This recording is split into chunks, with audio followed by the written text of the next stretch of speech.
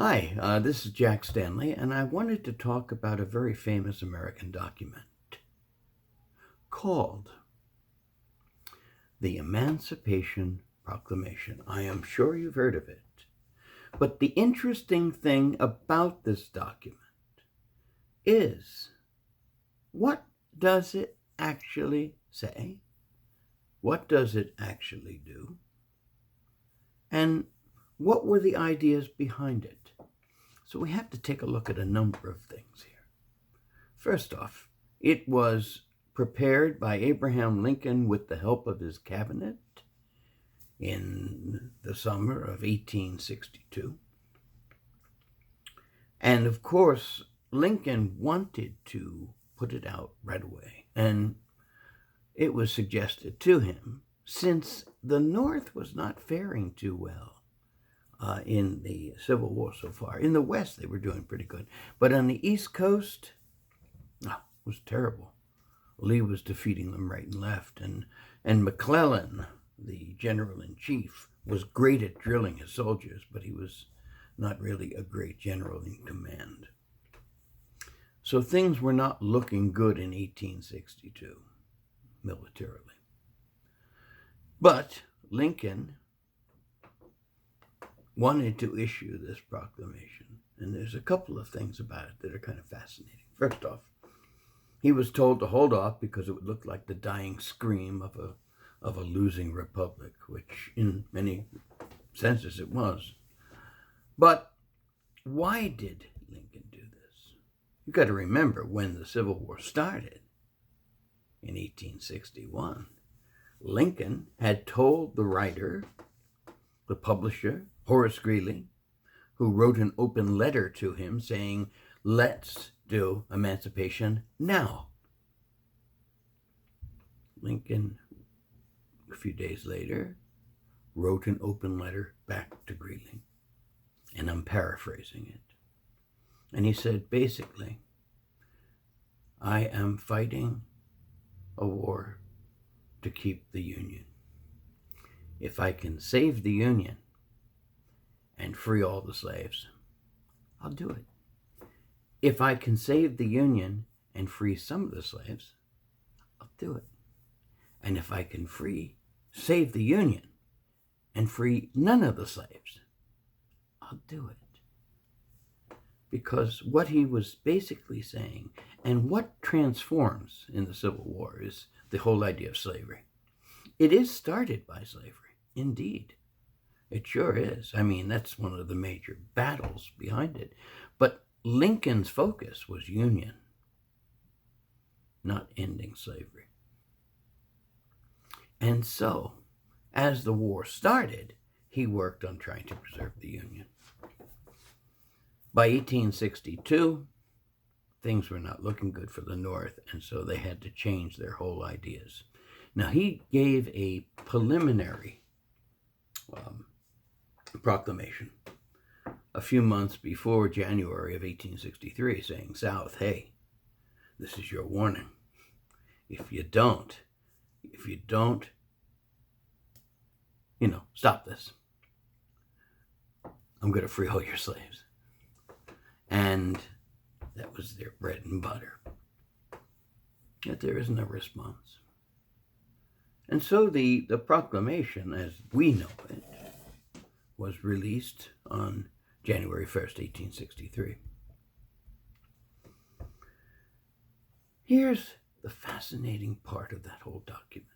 If you talk to the man on the street a lot of times, you'll say, what did the Emancipation Proclamation do? And Mary will say, it freed the slaves. Well, here's my question. Did it free the slaves? Not exactly. Now here is the fantastic part of doublespeak. Because Lincoln, in the document, states that all of the individuals in servitude, in slavery, in the states in rebellion are hereby free. Now, what he is using is the War Powers Act. interestingly enough, if you go back in time, going back to the 1830s and 1840s, John Quincy Adams had said, if you're going to end slavery and we come to a civil war, which he thought was going to happen, you use the War Powers Act. And that's exactly what Lincoln does. A belligerent nation or group, what we do, we confiscate their property. Now, what did the South call their slaves? Property. So Lincoln said, we'll basically just make it a war measure and take their property. And that was the whole idea. Now, there's much more to this, because it said all the slaves are free in those states under rebellion. Now, what's the one area that Lincoln has no control? The South, okay? That's the thing. Now, the other thing that's very fascinating as well is when we had the Civil War, the North wasn't all free states, and the South, although it was all slave states, there were several slave states that went with the North, 4 of them to be exact. And so Lincoln had to be careful in this proclamation to exactly state who was free, because he could not free the slaves in the border states that were staying with the Union. They got to keep their slaves. Now, the reason behind this is very, very important. Had Lincoln freed all the slaves and just made it across the board, those border states could very well have joined the Confederacy because they wanted to keep their slaves. It was an important thing. They weren't fighting over slavery. They were fighting over Union. Now, we have to add more to this whole picture here. What does all of this do? Now, Lincoln said he had freed the slaves in the area he has no control over. And that's an important thing. But what Lincoln has done, he has ennobled the slaves of the South.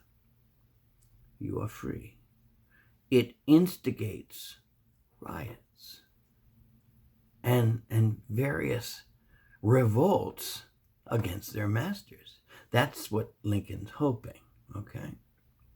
Now, there's more to this as well. This gives the North, which had really been suffering pretty badly, a shot in the arm. Now, Lincoln also had to be very, very careful with the North. You had a faction that couldn't give a damn about slavery. You had a faction that were obsessed with ending slavery, and probably a vast majority didn't care either way. So Lincoln, obviously, being a politician, thinks of all the things he has to do, and so he words everything very, very carefully. It's very important about the proclamation. All the slaves in the seceding states are free. The rest remain slaves in the North and in the border states. Now, what else does this document do? And here's something really very important.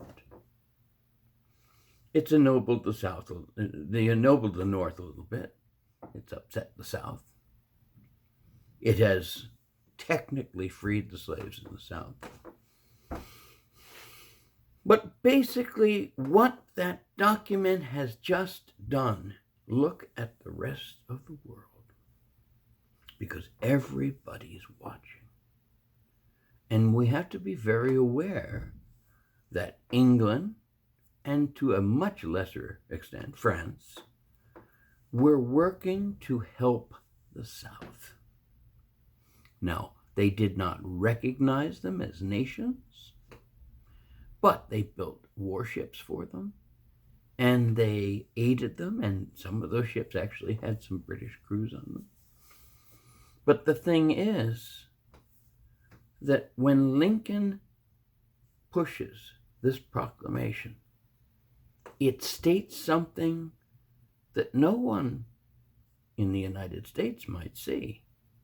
but the people in Europe do.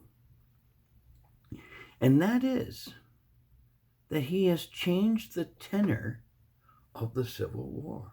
The Civil War was initially about union, but what Lincoln has done is change the focus of the war to freeing a people. Now, we were worried that various countries of Europe might want to get involved in this war. And so by doing the actions that Lincoln did, he turned the Civil War into a holy war. It was a war to free a people. What country could attack another that is working hard to free people? It's brilliant. And it basically says, Europe, stay out. We are freeing the people. We are fighting a grand crusade. And that's a very, very important part of this whole document. It is a remarkable document that just keeps giving in so many different ways, but doesn't actually do too much. And it says lots of interesting things, but they don't do much. It's wonderful doublespeak. It's a fantastic document that said a bunch of things that didn't really mean anything, and the things that sounded so lofty at times actually had very little power. And it wasn't a document per se like law. It was a military directive, because that's what the War Powers Act is. This is what the generals do. Once there's no war, the proclamation is basically null and void, which proves a very interesting thing. I mean, one could think in 1865 they could have started slavery again because there was nothing to stop it. You know, you don't have the 13th Amendment until December of 1865. That ends slavery forever in the country. But the interesting thing is that at that point, there was just a military directive. You have to remember, in the 1860s, we had gone all the way from the Corwin Amendment, which was basically saying, let's make slavery a constitutional right, to 1865, where slavery is basically banished. And although in the South there will be problems with that, and there'll be little ways of taking advantage of many of the slaves in the South, but it's a start, it's a beginning, and it's a remarkable document that really, really is a fantastic piece of doublespeak by a very brilliant lawyer, Abraham Lincoln. Thank you very much.